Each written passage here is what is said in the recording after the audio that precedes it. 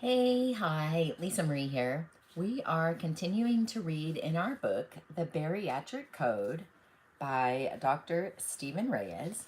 We are in chapter 9, and we have finished quite a few subheadings. Today's, oh my gosh, we're in chapter 10. Sorry about that. I will try to edit that on the bottom. We're in chapter 10, and it's called Support People. Oh, I'm going to press the timer. And here we go. The main audience for this next section is primarily for support people. This may mean your spouse, children, sister, brother, mother, father, favorite aunt, best friend, or coworkers. I recommend reading it first, then ask whoever is in your life that you want on your team going forward to read it as well. It would make great material to review with them and facilitate a discussion on any questions that they may have. My hope is that it helps facilitate an understanding of your lifestyle and solidify your support system for your journey.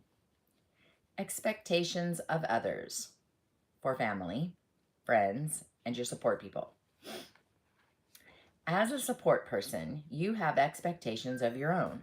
And if you're not familiar with the world of weight loss surgery, you may share the same expectations with the skeptics. This is where becoming informed really pays off. Knowing the possibilities and the realities of bariatric surgery will help you keep you and your loved one grounded. Knowledge and quality information from trusted sources will prepare yourself and the person you're supporting. Their expectations can vary from the onset to every stage of the journey after that. More than likely, their biggest fear will always be finally allowing themselves to believe in the bariatric journey and then being disappointed. You can play a part in helping them to have realistic expectations along the way, especially become more familiar in the process.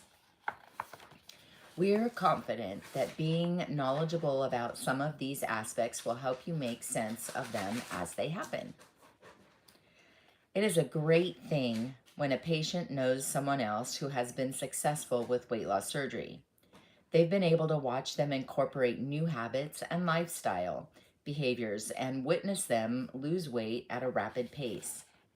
It is an amazing thing to watch and celebrate. While having a successful mentor is a great resource of inspiration, this can potentially set them up for frustration. A natural, common tendency is for people to compare their experience with the experience of others, right? If they're not losing at the same pace or their journey is different, it's easy for them to let comparisons steal their joy. I've tried to ingrain that reality that someone's experience is different. It doesn't mean we can't have 1,000 versions of success.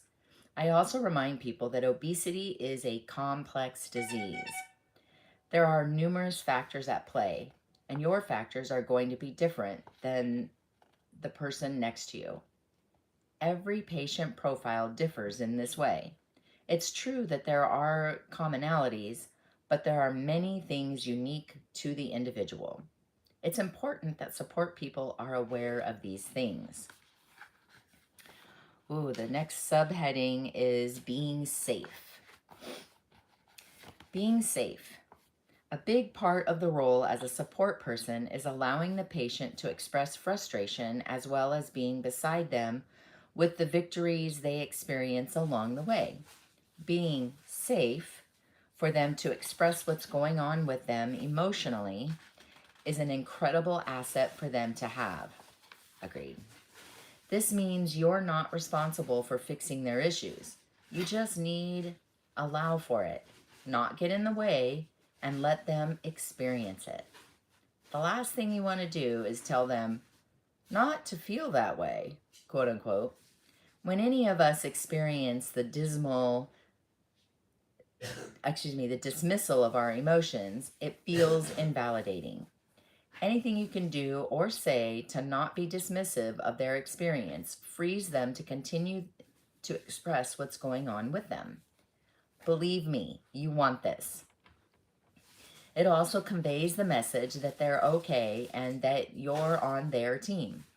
This especially is important to execute when you don't understand or can't identify with what they're going through. As much as we want to, we cannot always fully empathize with our loved one's experience. That doesn't mean you don't care. It just means that we all experience things and feel things differently. I'm going to keep reading, even though normally I do the chit-chat part because it's not that much longer. For many of us, it is difficult not to go in do mode and try to formulate a solution for what they're going through. Emotions don't need fixing because they're not permanent, and they do pass. And listening goes a long way in being therapeutic. On the other end of the continuum, remember, they will feel what they feel, but you don't want them to feed that feeling. Amen. People can have the tendency to foster their emotions, and then the feelings become overwhelming. I like to put it this way. You can visit that emotion, you just don't stay there. We can feed our emotions and make them disproportionate to the actual experience. Been there. Without allowing the rational part of the brain to kick in and ground us back into reality. Feelings can take us down a long, winding path, and no emotion should ever be the sole determiner of what we do or not do. The rational part of our brain allows us to be less compulsive and impulsive, right? I agree. For those of you who are about to have the surgery or are researching it or even have just had it, having your support person on your side and understanding that they're probably not going to understand everything you're going through, but being that sounding board is truly going to make such a difference. Like he said, it's knowledge and quality of information from trusted sources will prepare yourself and the person that you're supporting. And a lot of what happens or what's said sometimes with the patient and their support people comes out of fear or unknowing. And the only way to get that is to actually get that knowledge and that information, but from reputable places and people.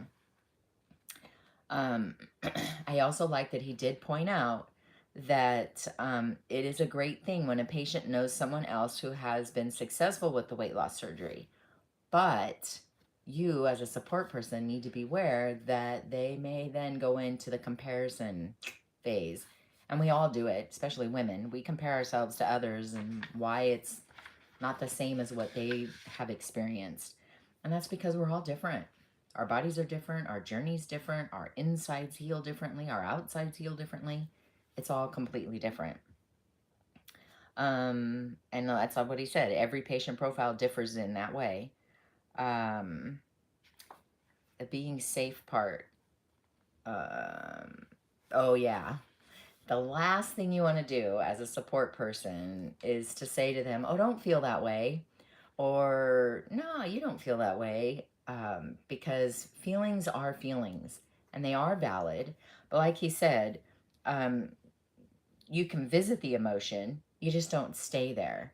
And sometimes being able to voice it with someone literally, verbally, out loud makes a huge difference in when you start hearing what you're saying and maybe it's negative or it's in a comparing thing, and then you have someone else that can actually point you and direct you to truth, but the truth is whatever, ABC.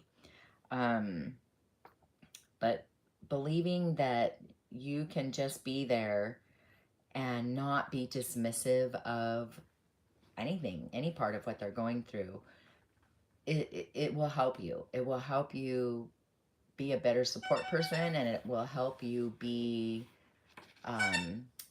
together in the journey. even though you may not have had the surgery and you're not asking for a whole bunch of changes in your home, they're coming. It happens. And it's a fine line to be able to walk that walk and support the person that you're supporting in their weight loss surgery journey. And the timer's about to go up. So there we have it, the 5 minutes of reading, 5 minutes of chit chat of the Bariatric Code by Dr. Stephen Reyes. There you have it. See you tomorrow. Bye.